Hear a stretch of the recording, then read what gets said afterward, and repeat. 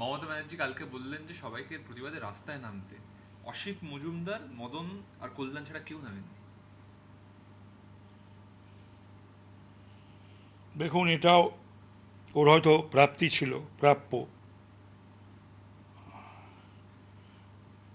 এত অপমান করেছে, মানুষকে অসম্মান করেছে, সে সরকারের হোক, আইএস আইপিএস ডাব্লিউবিসিএস হোক, পলিটিক্সে বিরোধী পক্ষ হোক, নিজের দলের এমএলএ মন্ত্রী, রাজ্যসভা লোকসভা এমপি হোক, মানে অপমান করাটা যেন একটা অভ্যাসে দাঁড়িয়ে গেছিল। তো এখন ওর ডাকে সাড়া দেওয়ার লোক কম হবে, সাড়া দেবে না। আর কল্যাণ ব্যানার্জি প্রতিবাদ করতে গিয়ে নাকি মাথায় লেগে গেছে শুনলাম। জনরোষ।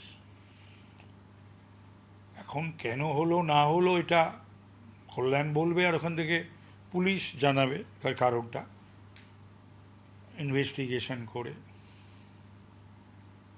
এইটুকুনি বলতে পারি। আর শেষ প্রশ্ন, এই অভিষেক ব্যানার্জিকে তো প্রচুর যুব লোকজন সব বস টস বলতো, দাদার দাদা, সেলুট টেলুট করতো। এই যে কালকে দুটো হাসপাতাল ঘুরলেন, ওখানে কাউকে দেখা গেল না, কেউ এলো না, কেউ ফেসবুকেও লিখছে না।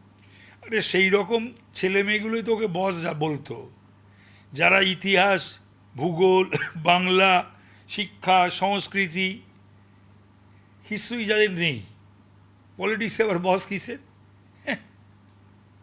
একটা অদ্ভুত কালচার এই আইপ্যাক আর এই অভিষেক এরা বাংলায় শুরু করিয়েছিল।